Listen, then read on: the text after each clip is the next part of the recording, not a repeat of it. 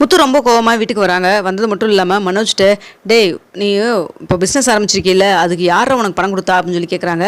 இதில் என்னடா சந்தேகம், ரோஹினியோடைய அப்பா தான் கொடுத்தாங்க, மலேசியாவிலேருந்து அனுப்பிச்சி விட்டாரு அப்படின்னு சொல்கிறாங்க.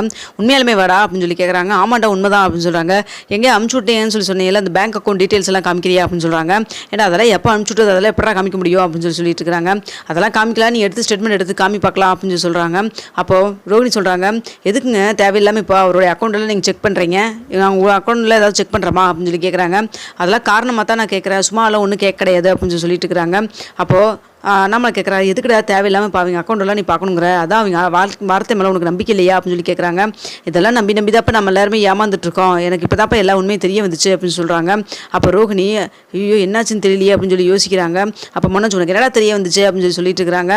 எல்லா உண்மையும் இப்போ தாண்டா தெரிய வந்துச்சு, உண்மையாலுமே அந்த பணம் மாமனார் கொடுத்ததானா அப்படின்னு சொல்லி கேட்குறாங்க. ஆமாண்டா, இதில் என்னடா சந்தேகம், திரும்ப எதுக்கு அதே கேட்டுருக்குற அப்படின்னு சொல்லிட்டு இருக்கிறாங்க. அப்போ ரோஹினி, கொஞ்சம் மனோஜுக்கு அமைதியாக இரு அப்படின்னு சொல்கிறாங்க. பார்லர் அம்மா கண்டுபிடிச்சிருச்சு பாரு, ஏன்னா பிராடுத்தனம் பண்ணது ரெண்டு பேரும் சேர்ந்து தானே பண்ணிக்கிறீங்க அப்படின்னு சொல்கிறாங்க. இங்கே பாருங்க, தேவையில்லாமல் வார்த்தையெல்லாம் விடாதீங்க அப்படிங்கிற மாதிரி ரோஹினி சொல்கிறாங்க. எங்கள் பார்லர் நம்ம உண்மையை சொல்லுங்கள், உங்கள் அப்பா தான் அனுப்பிச்சு விட்டாரா அப்படின்னு சொல்லி கேட்குறாங்க. ஆமாங்க அப்படின்னு சொல்லி சொல்கிறாங்க. அதான் உங்கள் அப்பா கிட்ட நீங்கள் பேசவே மாட்டீங்க, பண்ணவே மாட்டேன்னு சொல்லி சொன்னீங்க, சரி ஓகே அடிக்கடி பேசவும் செஞ்சீங்க, அப்பா பையன் பொண்ணுக்கும் 1008 இருக்கும், ஓகே ரைட்டு. ஆனால் இன்ன வரைக்கும் உங்கள் அப்பா எங்கள் மனோஜ்கிட்டையாவது அட்லீஸ்ட் பேசியிருக்காங்களா? இல்லை அட்லீஸ்ட் எங்கள் அப்பா கிட்டையா இல்லை எங்கள் அம்மாட்டையாட்டையும் பேசியிருக்காங்களா அப்படின்னு சொல்லி கேட்குறாங்க. அப்பா விஜயா, ஏன்டா உனக்கெல்லாம் வேறு வேலையே இல்லையடா, அது எங்கள் அப்பா தான் இப்போ ஜெயிலுக்கு போயிட்டாங்கல்ல, அதுக்கப்புறம் எப்படா பேச முடியும் அப்படின்னு சொல்கிறாங்க. இப்போ தான் ஜெயிலுக்கு போனாங்க, அதுக்கப்புறம் முன்னாடியெல்லாம் பேசியிருந்துருக்கலாம்ல, பொண்ணு கல்யாணம் பண்ணி கொடுத்தது இது வரைக்குமே பேசாமல் இருக்காரு அப்படின்னு சொல்கிறாங்க. எதுக்குடா இப்போ தேவையில்லாமல் வம்பிழுத்துட்டு இருக்கிற அப்படிங்கிற மாதிரி விஜயா கேட்குறாங்க. எல்லாம் காரணமாக தான், இங்கே பாருங்கள் அப்பா 30 லட்ச ரூபா வந்திருக்குதுப்பா, அந்த 30 லட்ச ரூபாய் வச்சு தான் இவங்க கடை ஆரம்பிச்சிருக்காங்க. ஆனால் அந்த பணம் ரோஹினியே பார்லர் அம்மாவுடைய அப்பா கொடுத்த பணம் கிடையாதுப்பா, அது ஊன் பணம் அப்படின்னு சொல்கிறாங்க. ஏன்டா என்கிட்ட எங்கடா அவ்வளோ பணம் இருக்குது அப்படின்னு சொல்கிறாங்க. அப்பா நீ வேற, அவன் 27 லட்ச ரூபாய் தூக்கிட்டு ஓனான்ல, அந்த ஜீவாகிட்ட இருந்து இவங்க வட்டி முதலமாக 30 லட்ச ரூபாயே வாங்கிட்டாங்க, எழுதி கொடுத்துருக்குறாங்க போலீஸ் ஸ்டேஷனில், அதுக்கு சாட்சி கையெழுத்து கூட எனக்கே தெரியாமல் நான் தான் கையெழுத்தும் போட்டிருக்கேன்ப்பா அப்படின்னு சொல்கிறாங்க. என்னடா சொல்கிற, ஒன்றுமே எனக்கு புரியலடா அப்படிங்கிற மாதிரி அண்ணாமலை சொல்கிறாங்க.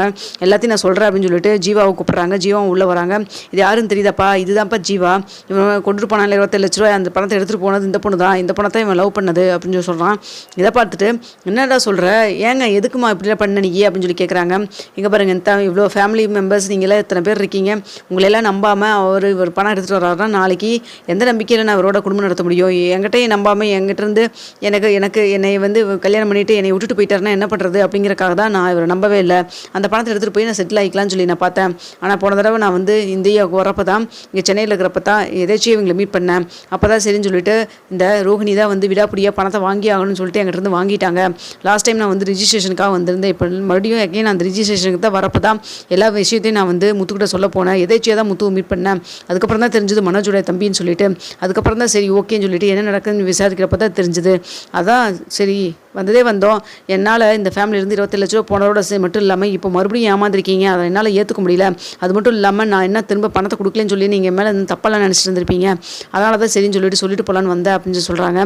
இதை பார்த்துட்டு ஒன்றுமே சொல்ல முடியாமல் ரோஹினியும் மனோஜும் வாயடிச்சு போய் நிற்கிறாங்க. என்ன பார்லர்மா இப்போ பேசுங்க, ஏதாவதுனா அப்படியே முந்தி அடிச்சுட்டு பேசுவீங்க, அவனுக்கு சப்போர்ட் பண்ணிகிட்டே இருப்பீங்க, ரெண்டு பேரும் சேர்ந்து தானே திருட்டுத்தனம் பண்ணிட்டு இருக்கீங்க அப்படின்னு சொல்லி கேட்குறாங்க. அப்போ விஜயா, ரோஹினி உங்கள் அப்பா மலேசியாவில் இருக்காரா இல்லையா, பணம் கொடுத்தாருன்னு சொல்லிட்டு அப்படி இப்படின்னு சொல்லிட்டு இருந்தேன் அப்படின்னு சொல்லி கேட்குறாங்க. இங்கே பாருங்கள், நீங்கள் நினைக்கிற மாதிரி அவங்க அப்பா மலேசியாவிலும் கிடையாது, ஒன்றும் கிடையாது, இது சும்மா ஏதோ கப்ஸ் அடிச்சுட்டு இருக்குது அப்படின்னு சொல்கிறாங்க. இங்கே பாருங்கள் முத்து, அப்பெல்லாம் ஒன்றும் கிடையாது, எங்கள் மாமா வந்தார்ல அப்படின்னு சொல்கிறாங்க.